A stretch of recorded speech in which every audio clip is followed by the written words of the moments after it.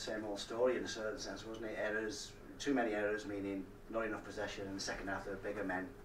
So yeah. They cleared us a little bit. Well, yeah, I think it took its toll second half. I think I'm out of breath, I've just run over. We've just been reviewing it, and I think we put some stuff on that we wanted to and look good. I think, but a fair share of the game we're not getting that, and that's we're looking at ourselves here. And this is not even taking to what Catalan can do. Catalan big guys, and they had more field position than us and have more possession.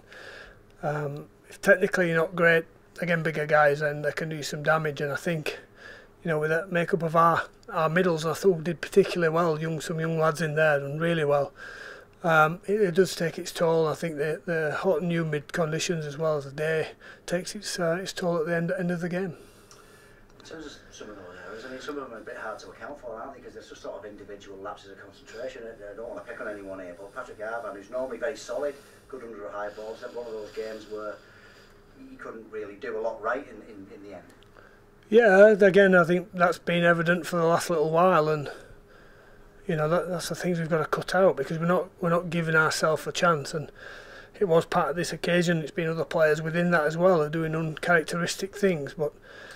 We'll keep practicing. Those players will have to keep working hard, whether they're going to stay in the team or not. Obviously, it depends on the options we've got. But I think we've got to make sure if people do get the opportunity to take it. And there's probably a few players there who've been given an opportunity who may have missed or may miss out in the next game. Well, let's talk a little bit about that then. Salford on Thursday night. Have you got the likes of Chris Houston? Is he close to being back, and any others in the mix? Chris has been close for a while. I think we've got to make sure it's right for Chris to make sure he finishes a full season, because he's done a lot in training, or he's got back to doing most things. Again, he was involved today, but it's very light because we were just rehabbing really. So he's a good chance. It's good to see himself, Chris, in new training. We've got. I'm thinking of Christine out there as well, so they're all coming back very, very soon. We've just got to make sure that they're 100%, and if they're training well enough, they've got to train now, because we've got people in positions, but if they train well enough, they'll get a shot.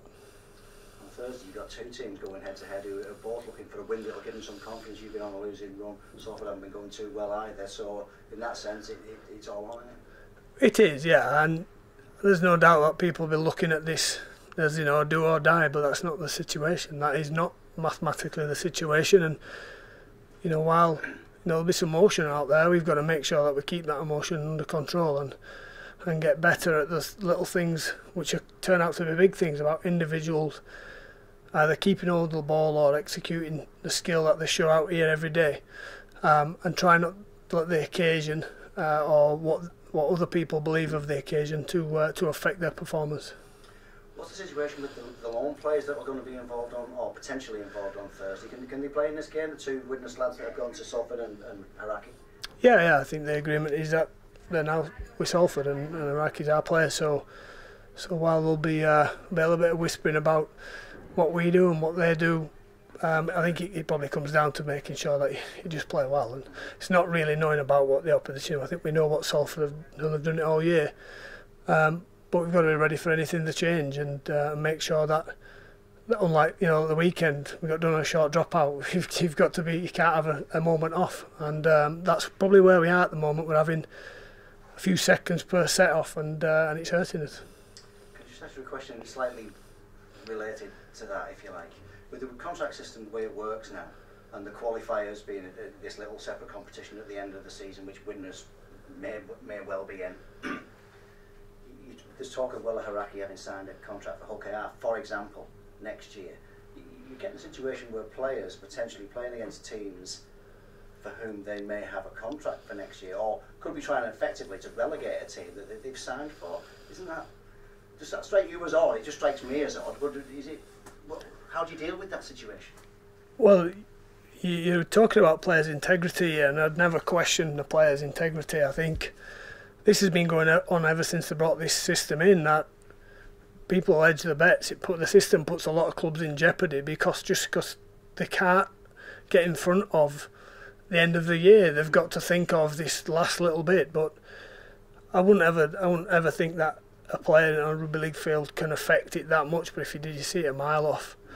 But you're going to have occasions where players they're doing the job right now, and it could affect them financially for the year after. We Ed had signed for Salford for next year, so that made it an easier thing for us. Is that it takes it out of the equation. But no, I'd never question Ed's integrity. I'm just using an example. Is that you're questioning players? It's in the back of people's mind, but I've never had anyone. Maybe I had one who's been in a change room with one set of lads, been talking to the others about what's going on, and he didn't probably last too long at where he was. So, and that's 25 years in the game. So, I'd never question that. It's just an odd situation where you've got players who are agreeing to go somewhere next year, but they don't actually know where they'll be next year and what division they'll be in.